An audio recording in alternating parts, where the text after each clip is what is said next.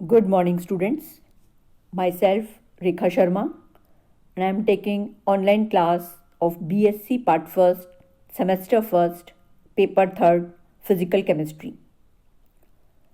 In today's lecture, I am going to discuss about the applications of liquid crystals या द्रव क्रिस्टलों के अनुप्रयोग।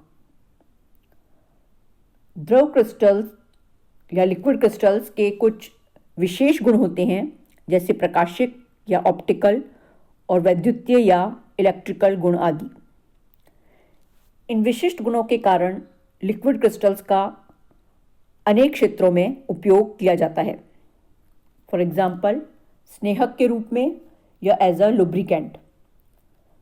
द्रव क्रिस्टलों की संरचना क्योंकि परतीय होती है, लेयर्ड होती है, और ये लेयर्स आसानी से एक दूसरे पर फिसल सकती हैं, इसीलिए इनका उपयोग विशेष रूप से औद्योगिक स्नेहक के रूप में यानी इंडस्ट्रियल लुब्रिकेंट्स के रूप में किया जाता है। मानव शरीर में उपयोग पाचन क्रिया या डाइजेशन आरंभ होने से पहले भोज्य पदार्थ मीजोमॉर्फिक द्रव क्रिस्टल अवस्था में परिवर्तित हो जाते हैं, और क्योंकि शरीर इस अवस्था में भोज्य पदार्थों को आसानी से एब्जॉर्ब कर लेता है, इसलिए डाइजेशन में भी इनका उपयोग होता है। शरीर का ताप अध्ययन या थर्मोग्राफी और बॉडी टेम्परेचर मॉनिटरिंग। हम जानते हैं कि लिक्विड क्रिस्टल्स सॉलिड्स की भांति प्रकाश का प्रकीर्णन या स्कैटरिंग करते हैं। जब कोई वाइट लाइट क्रिस्टल पर गिरती है तो ये वाइट लाइट रेडिएशंस कुछ अपरिवर्तित और कुछ परावर्तित हो जाती हैं।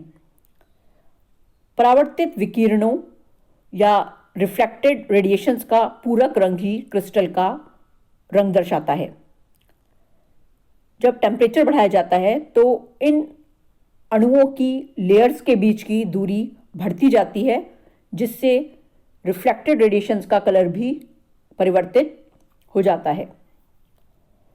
यह ज्ञात किया जा चुका है कि जैसे जैसे ताप परिवर्तित होता है, लिक्विड क्रिस्टल का रंग भी परिवर्तित हो जाता है। इसलिए कॉलेस्टेरिक द्रव क्रिस्टल का उपयोग शरीर का ताप मापने के लिए काम में आने वाली सूचक पट्टिका या इंडिकेटर टेप्स को बनाने में बहुतायत से किया जाता है। इस विधि को थर्मोग्राफी कहते हैं। द्रव क्रिस्टलों के इस गुण का उपयोग मानव शरीर के किसी भी भाग में हुई कैंसर की गांठ या ट्यूमर की स्थिति और उसका आकार जांचने में किया जाता है। इस मेथड में सबसे पहले किसी उपयुक्त लिक्विड क्रिस्टल की थोड़ी सी मात्रा को इंजेक्शन के द्वारा शरीर के ट्यूमर प्रभावित क्षेत्र में पहुंचा दिया जाता है, और इसके पश्चात हाई एनर्जी रेडिएशंस या उच्च ऊर्जा विकिरणों को शरीर के उस कैंसर प्रभावित क्षेत्र पर डाला जाता है। अब परावर्तित हुई विकिरणों यानी रिफ्लेक्टेड रेडिएशंस का अध्ययन संसूचकों या डिटेक्टर्स के द्वारा कर लिया जाता है। अध्ययनों से स्पष्ट है कि कैंसर अथवा ट्यूमर से प्रभावित शरीर के भाग का ताप शरीर के अन्य भागों से कुछ भिन्न होता है।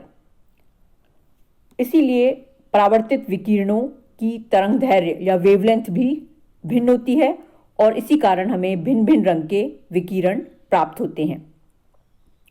वैज्ञानिक उच्च तकनीक का उपयोग कर प्रभावित भाग द्वारा परावर्तित विकिरणों की सहायता से ट्यूमर अथवा कैंसर प्रभावित भाग की तस्वीर कंप्यूटर के स्क्रीन या मॉनिटर पर प्राप्त कर लेते हैं, और फिर सावधानीपूर्वक इसका अध्ययन कर कैंसर की गांठ या ट्यूमर प्रभावित भाग की स्थिति और उसके आकार के बारे में उपयोगी जानकारी प्राप्त कर ली जाती है, और इस जानकारी के आधार पर शरीर के उस प्रभावित भाग का उपचार आसानी से किया जा सकता है। इस प्रकार द्रव क्रिस्टलों का थर्मोग्राफी के अंदर बहुत ही महत्वपूर्ण उपयोग है। लिक्विड क्रिस्टल्स का एक और महत्वपूर्ण उपयोग है 7 सेगमेंट सेल या 7 खंड सेल। 7 खंड डिस्प्ले यानी SSD और 7 सेगमेंट डिस्प्ले और 7 खंड सूचक या 7 सेगमेंट इंडिकेटर एक इलेक्ट्रॉनिक डिस्प्ले युक्ति का एक रूप है जिसमें डेसिमल अंक डिस्प्ले होते हैं।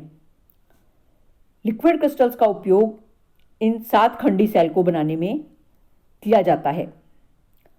7 खंड डिस्प्ले को A से G अक्षरों के द्वारा दर्शाया जाता है।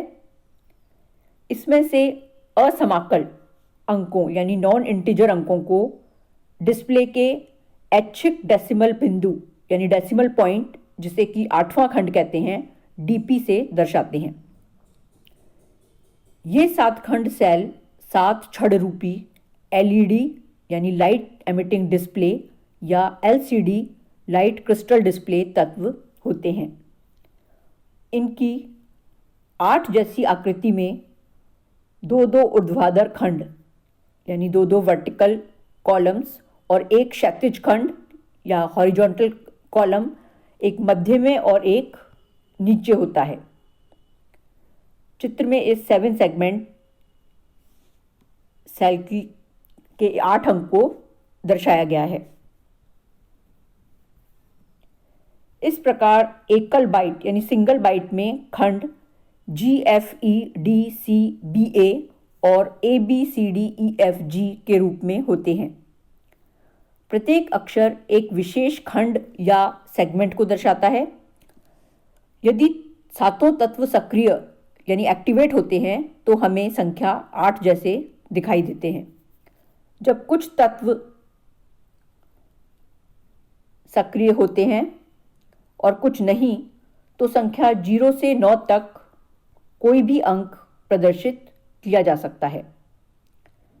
इलेक्ट्रॉनिक कैलकुलेटर और कलाई में बांधने वाली डिजिटल घड़ियां, pH मीटर, डीजल पेट्रोल के मीटर आदि सभी में 0 से 9 तक के अंक प्रदर्शित करने के लिए इस 7 सेगमेंट सेल का उपयोग किया जाता है और ये लिक्विड क्रिस्टल्स का एक बहुत ही महत्वपूर्ण उपयोग है। हम जानते हैं कि लिक्विड क्रिस्टल से बने इन सेलों में A से G तक कुल 7 खंड होते हैं और इनका उपयोग करने के लिए इन अंकों या डिजिट्स को पहले बाइनरी कोड में बदला जाता है और फिर इन्हें डिकोड कर लिया जाता है। इससे स्क्रीन पर बने हुए 0 से 9 तक के अंकों में से उपयुक्त अंक स्क्रीन पर दिखाई देते हैं। उदाहरण के रूप में अंक 3 के लिए ABGCD खंड ही डिस्प्ले पर होंगे यानी एक्टिवेट होंगे, जबकि अन्य खंड या सेगमेंट्स नहीं होंगे और डिजिटल घड़ी या कैलकुलेटर या डीजल पेट्रोल मीटर पर इन अंकों को पढ़ा जा सकता है।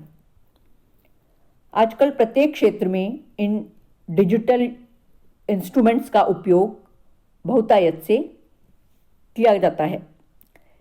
इसीलिए दिनों दिन लिक्विड क्रिस्टल्स का उपयोग बढ़ रहा है। विद्युतीय प्रभाव या इलेक्ट्रिकल इफेक्ट। जब न्यूमेटिक लिक्विड क्रिस्टल की एक पतली परत को 2 इलेक्ट्रोड्स के बीच रखकर विद्युत क्षेत्र या इलेक्ट्रिकल फील्ड लगाया जाता है तो न्यूमेटिक द्रव अणुओं की संरचना अव्यवस्थित या इरेगुलर हो जाती है, जिसके परिणाम स्वरूप द्रव अपारदर्शी या टर्बिड हो जाता है। जब विद्युतीय क्षेत्र को यहाँ से हटाया जाता है तो द्रव फिर से स्वच्छ, पारदर्शी या क्लियर लिक्विड में परिवर्तित हो जाता है। इस गुण का उपयोग डिजिटल कैलकुलेटरों आदि में संख्याओं को दर्शाने में किया जाता है। आजकल लिक्विड क्रिस्टल्स का उपयोग विद्युतीय क्षेत्र में भी बहुतायत से होने लगा है। थैंक्स।